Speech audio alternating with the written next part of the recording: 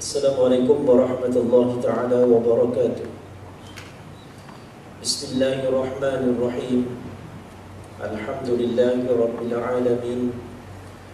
Wabihi nasta'in wal 'aqibatu lil muttaqin wa la 'udwana illa 'alal zalimin.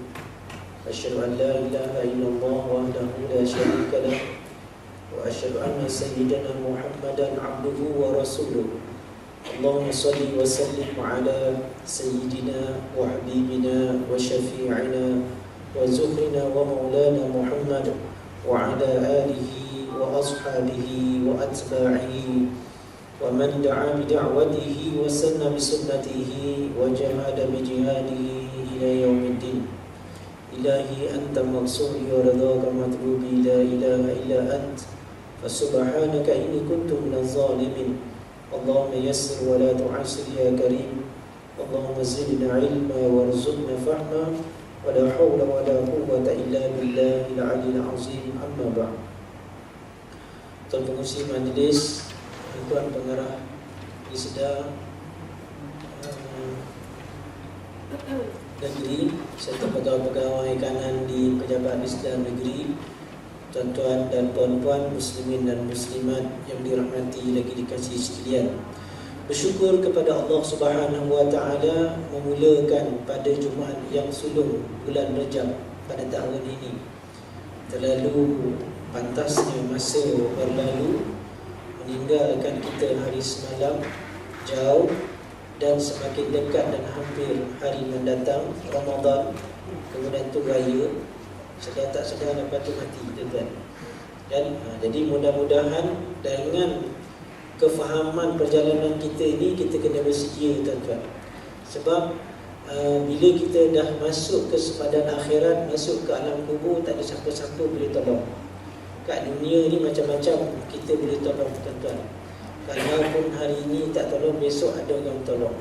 Dan Allah Subhanahu wa taala Maha memberi pertolongan di dunia ini. Tetapi apabila kita masuk ke sepadan akhirat, kita bersendirian dan keseorangan. Bukan saja dinampakkan di dunia tempat keseorangan kita itu sempit dan juga terdesak, tetapi tuan-tuan dan puan-puan, dipertanggungjawabkan, dipersoalkan apa-apa yang telah kita kerjakan di dunia ini. Mudah-mudahan tuan-tuan dan puan-puan pada pagi ini dalam majlis yang barakah ini, walaupun seketika dan sekejap cuma, kita diberikan keampunan oleh Allah Subhanahu wa taala. Yang keduanya, Allah buka pintu rezeki kita. Yang ketiganya, tuan-tuan, Allah buka rahmat, kebahagiaan, ketenangan, jiwa bebas, lepas dan merdeka. Di samping dugaan, ujian dan musibah yang tertimpa dan yang dikenakan kepada kita yang sifatnya sebenarnya sementara. Kemudian itu, tuan-tuan, Allah menyemarakkan lagi, menghijaukan lagi kasih sayang sesama kita, agar tidak ada sekelumit sifat-sifat mazmumah dalam hati kita seperti sombong, dengki, khianat, busuk hati dan bersangka buruk dengan orang lain. Kerana kita tahu semua sifat-sifat itulah yang meratah, memamah dan memusnahkan kebahagiaan yang Allah titipkan ke dalam hati kita. Jadi seterusnya, tuan-tuan, kita dapat ilmu pengetahuan. Bila dengan ilmu ni, tuan-tuan, maksudnya kita menyingkap kejahilan, kita mengenal hakikat sesuatu perkara. Maka di situlah kita dapat berfikir dan meletakkan diri kita yang disebut sebagai pendirian hidup yang jelas dan tuntas, orang kata. Jadi mana kita tahu, tuan-tuan, siapa diri kita, apakah potensi modal yang ada pada diri kita, dan kita tahu perjalanan kita ni nak ke mana, apa destinasi kita, apa yang perlu kita buat, apakah halangan dan apakah peluang, serta apakah kemudahan-kemudahan sistem sokongan yang disediakan oleh Allah Subhanahu wa taala kepada kita. Cuma tak lagi, tuan-tuan, kita kena sentiasa beringat, kan? Sebab bila kita beringat, kita selamat. Bila kita lupa, kita binasa. Ingat tu adalah sebagai kesimpulan mukadimah pada pagi ini. Ingat, selamat. Lupa, binasa. Ingat kita berhutang, selamat kita membayar. Lupa kita berhutang, tak sedar diuntung sudah. Tuan-tuan, kan? Ingat kita selamat, tuan-tuan, tidak disaman. Lupa kena saman. Ini kepada yang sedang bercakap ini kan. Tentang buat kereta macam lebih kudung, orang katalah polis tu cakap, tuan buat kereta lebih kudung memang patutlah kena beribu zaman ni tu. Tuan dan puan. Jadi itulah binasanya. Tuan dan puan. Dunia ni sebegitu. Jadi apabila kita disusahkan, apabila kita tersusah, apabila kita berkesusahan, sebenarnya tentang keadaan-keadaan ini bukan terjadi dengan secara kebetulan, tetapi ada hikmah yang ditakdirkan Tuhan. Sekurang-kurangnya kita kembali kepada rahmat Rabbul Alamin. Hati kita meminta dan berdoa, kan?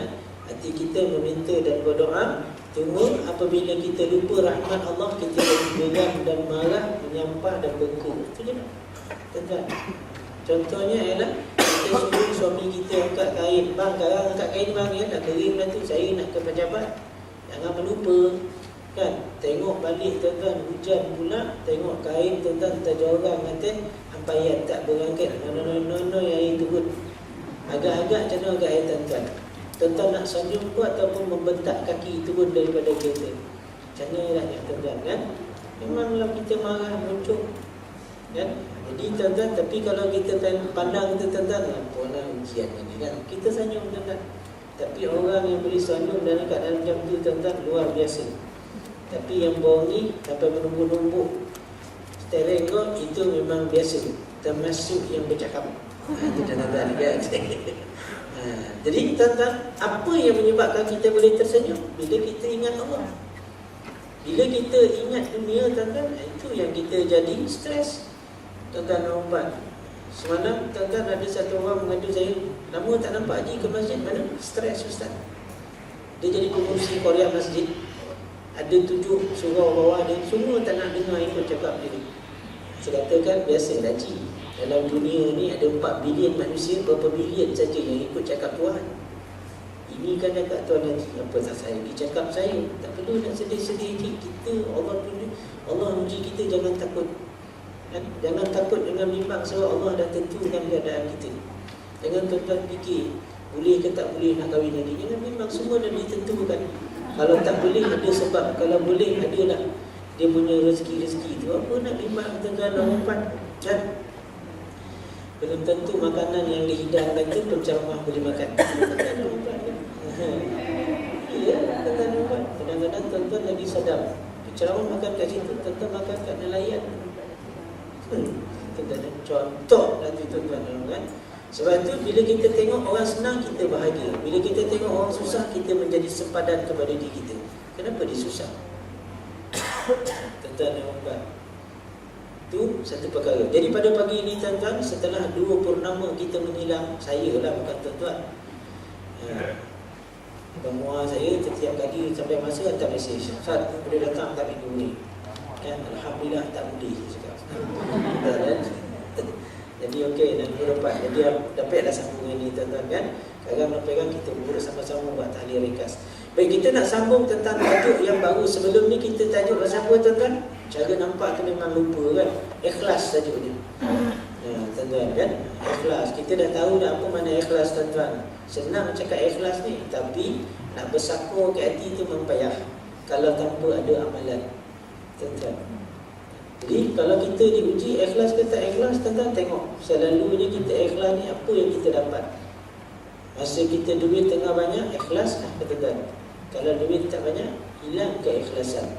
Bila hajat kita ditunaikan, kita ikhlas. Apabila hajat kita tertangguh, kita tak ikhlas. Itu biasa.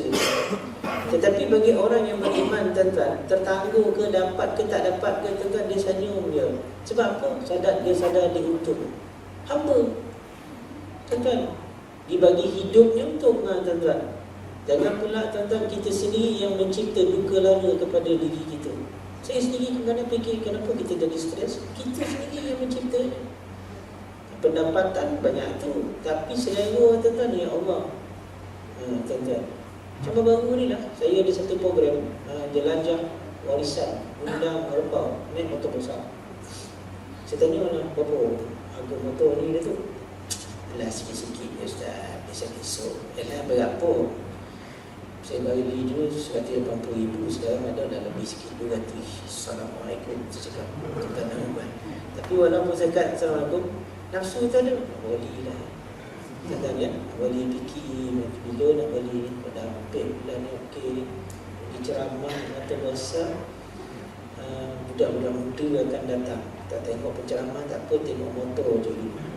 Dan betul lah, dah stres kita.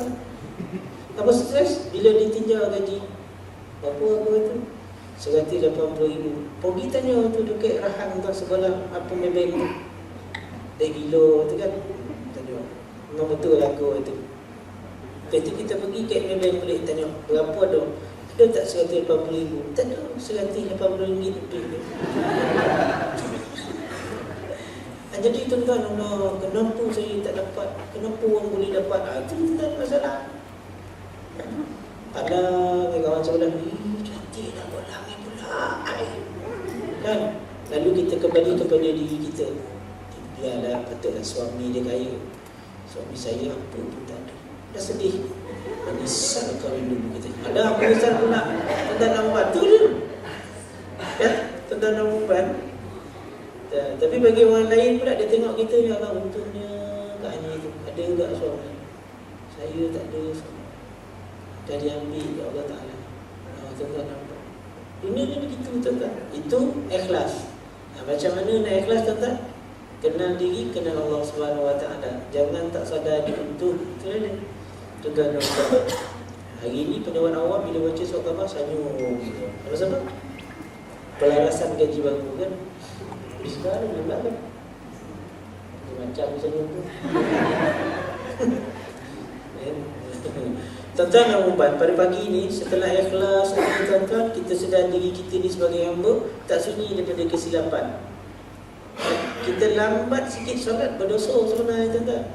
Walaupun kita tunai, kita semayang. Betul lah tuan-tuan, pukul subuh saya dah capek kan.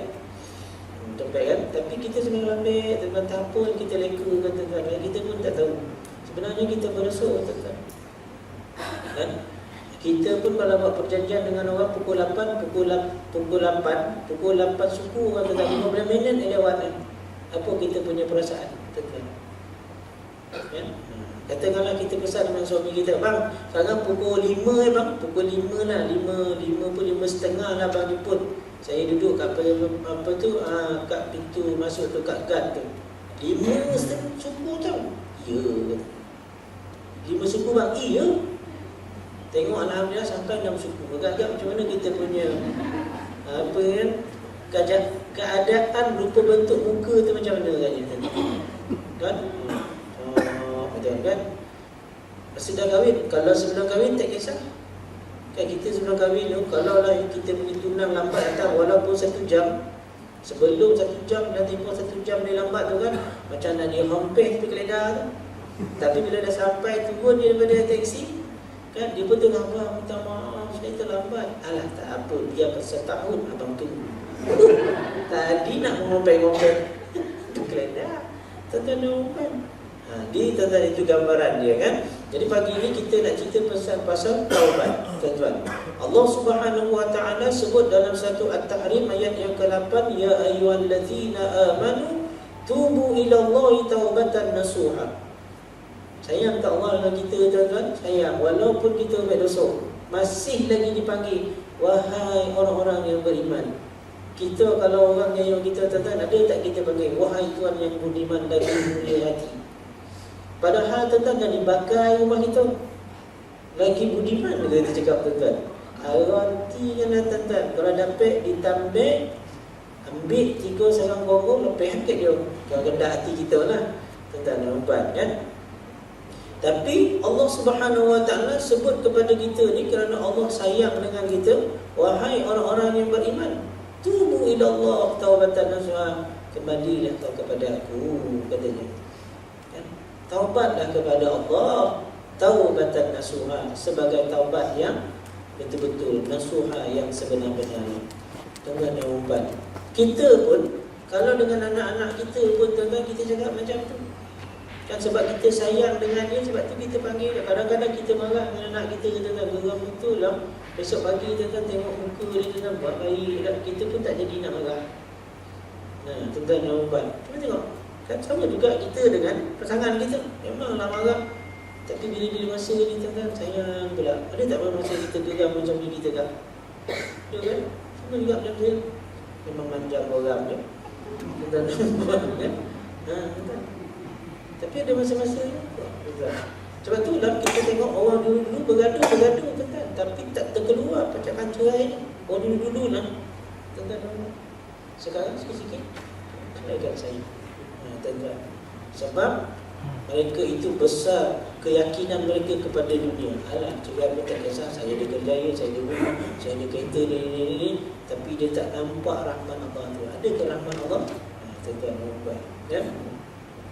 Baik. Kemudian tu dikata lagi di sini dalam satu hadis Nabi sallallahu alaihi wasallam, wa an Abi Hurairah radhiyallahu anhu qala sami'tu Rasulullah sallallahu alaihi wasallam yaqul wallahi inni la astaghfirullah wa atubu ilaihi fil yawmi aktsara min 70 marrah. Masya-Allah tuan-tuan. Lalu kita tuan-tuan. Diriwayatkan oleh Imam Bukhari.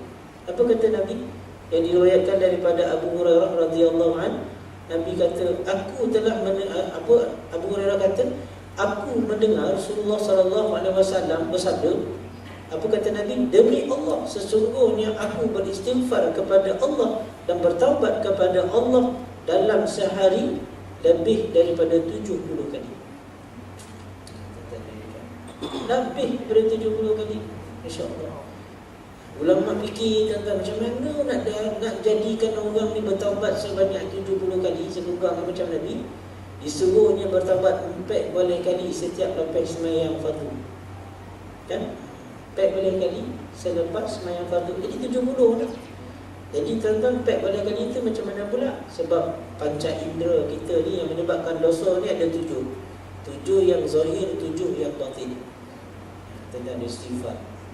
Nabi SAW maksud, tuan-tuan, apa makna maksud? Terpelihara daripada dosa kecil, apatah lagi yang besar. Tapi dia beristighfar kepada Allah Subhanahu Wa Taala.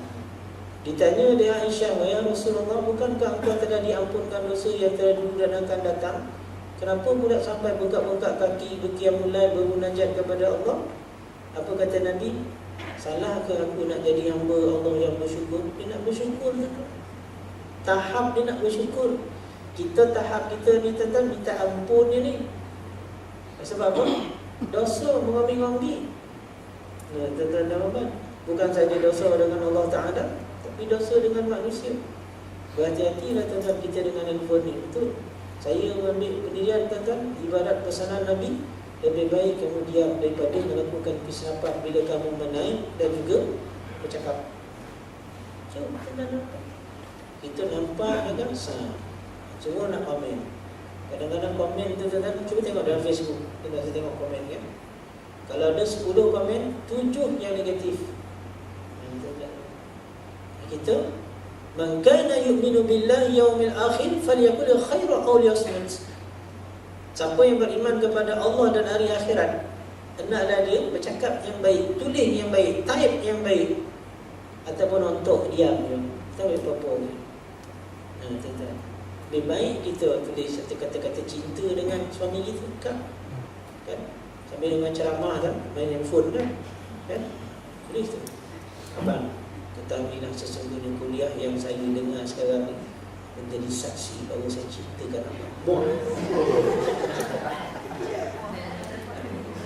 Dia letek dengan suami ni dapat ni. Ada tak? Bentuk kata kan? Lepas tu lepas 15 minit kan, dapat mesej, kau balik sekarang betul?